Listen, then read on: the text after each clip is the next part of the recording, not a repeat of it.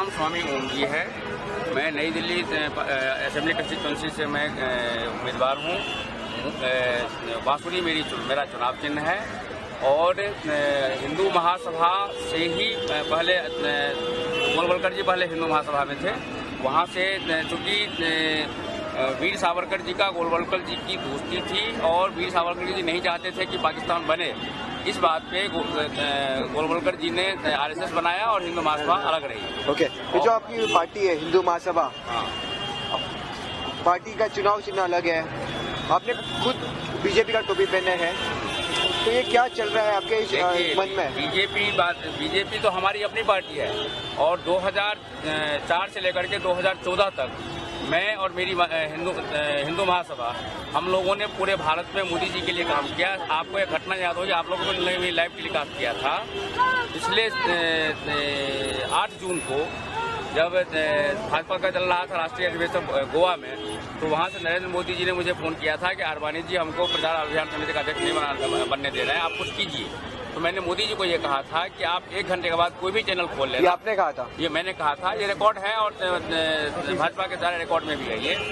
और हमने इमीडिएटली हमारी एक और सेना भी है, ओम जी हिंदू सेना के नाम से। ओके, ये जो आप प्रत्याशी हो, हाँ, आप इलेक्शन में खड़े हो, हाँ, आपके वॉलंटियर रहना चाहिए, आपके साथ 10 लोग रहना चाहिए। हमें तो कोई दिखाई नहीं दे रहा है। ऐसा है, आजू बाजू में सब बीजेपी के दिखाई दे रहे हैं। 1 मिनट सुनिए, इलेक्शन का प्रचार का काम टाइम खत्म हो चुका है और मेरे एक पार्टी का मैं और ग्लोबल एक्टिंग प्रेसिडेंट हूँ जिसका नाम है ओजस्वी पार्टी।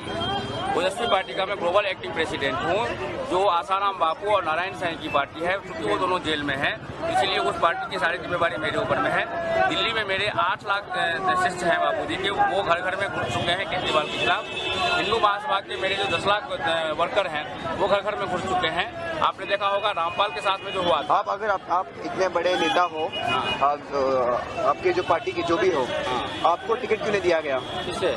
क्या हम समझे कि आप केजरीवाल और कांग्रेस का वोट काटने के लिए खड़े हो? 101% केजरीवाल और कांग्रेस का जमानत जब्त कराने के लिए हम खड़े हैं और बीजेपी के नूपुर शर्मा को हम जिताने के लिए खड़े हैं, किरण बेदी को मुख्यमंत्री बनाने के लिए खड़े हैं। और एक चीज मैं आपको बता दूं कि इस बार इस इलेक्शन में नई दिल्ली क्षेत्र से केजरीवाल का तो हम जमानत जब्त कराएंगे।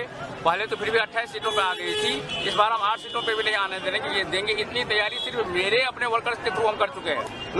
लोग अगर आपको वोट देंगे तो बीजेपी की वोट कटेगी नहीं? ऐसा है, मेरे जो वोटर हैं उनको ऑलरेडी हमने SMS के जरिए ये मैसेज दे रखा है कि जो बीजेपी के वोटर्स हैं उनको प्रोत्साहित कीजिए कि बीजेपी को वोट दें।